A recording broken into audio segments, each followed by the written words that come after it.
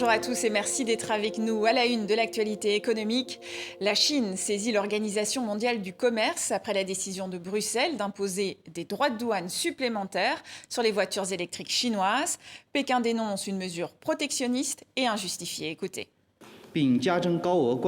Ces droits de douane supplémentaires nuiront à la coopération industrielle et à la chaîne d'approvisionnement entre la Chine et l'Union européenne, aux intérêts des consommateurs européens, à la transformation verte de l'Union européenne et aux efforts mondiaux de lutte contre le changement climatique.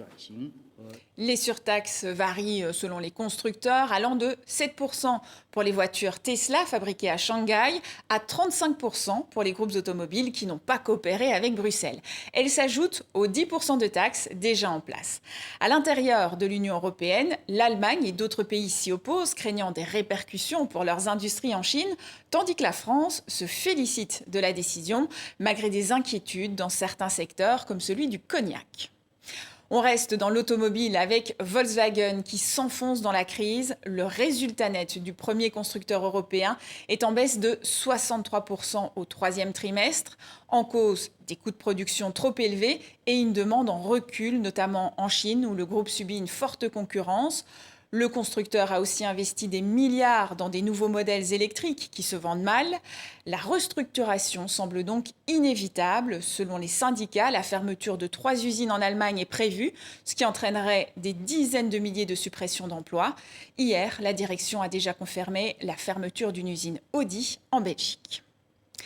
Les Jeux Olympiques de Paris 2024 ont boosté l'économie française cet été avec un PIB en hausse de 0,4% au troisième trimestre, notamment grâce à la vente de billets et aux droits de diffusion.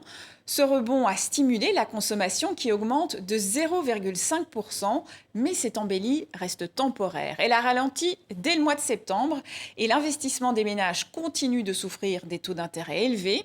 Le PIB devrait quand même croître de 1,1% cette année, en ligne avec les objectifs gouvernementaux.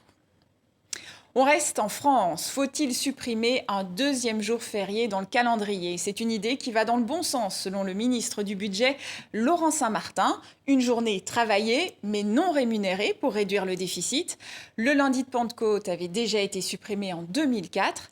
La transformation d'un jour férié en journée de solidarité travaillée pourrait rapporter plus de 3 milliards d'euros.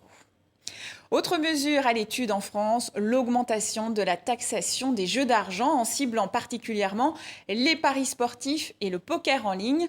Un amendement au projet de loi de financement de la sécurité sociale prévoit d'augmenter les cotisations sociales sur ces secteurs pour générer 200 millions d'euros tout en épargnant les jeux de loterie sous monopole de la Française des Jeux.